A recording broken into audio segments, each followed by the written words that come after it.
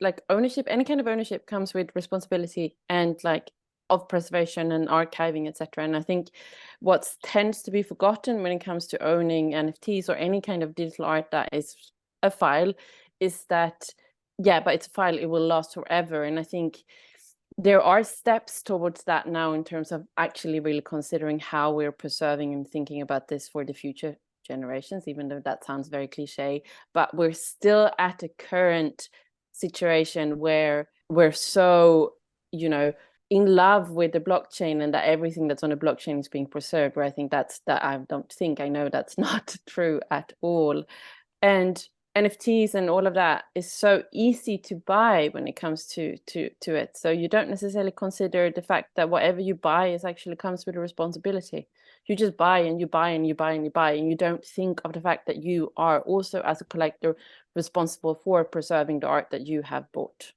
That is a wonderful, wonderful point. Just like me as a collector, I did not understand no art background, no nothing, just started to buy what I liked, right? And that was more than 3 years ago at this point. And I have been so hesitant to buy anything, to participate, because I don't even have an understanding or a grasp on what I had done previously, and beginning to like catalog it and sort it and make sure it's there, and like I appreciate it and recognize it and know everything that is there, and that everything kind of like has a place in what I was doing, and trying to understand that it's critical. And it just speaks to this dynamic of being so enabled, so empowered, being able to act so quickly to spread value everywhere, to get these digital objects, but also kind of like an inherent responsibility to actually like care and appreciate and understand and contextualize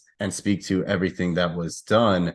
We know how fast this technology is moving forward, but there are so few people going back to, have these dialogues. As Fanny was saying in the conversation with Alex, there's like a couple people who actually care to do this work, but it's rare and it's difficult. It's very ironic in a sense that we all come to the conclusion that it's almost too easy to click.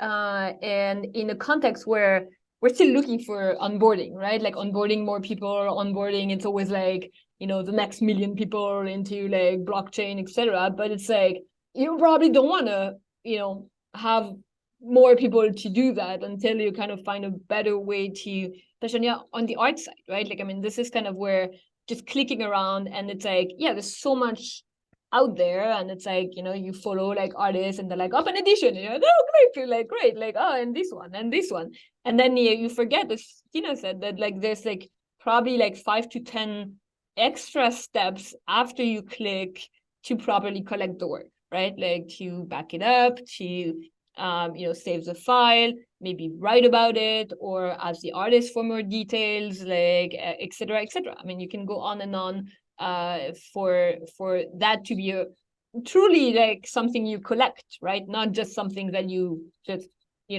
hoard stuff like in your wallet.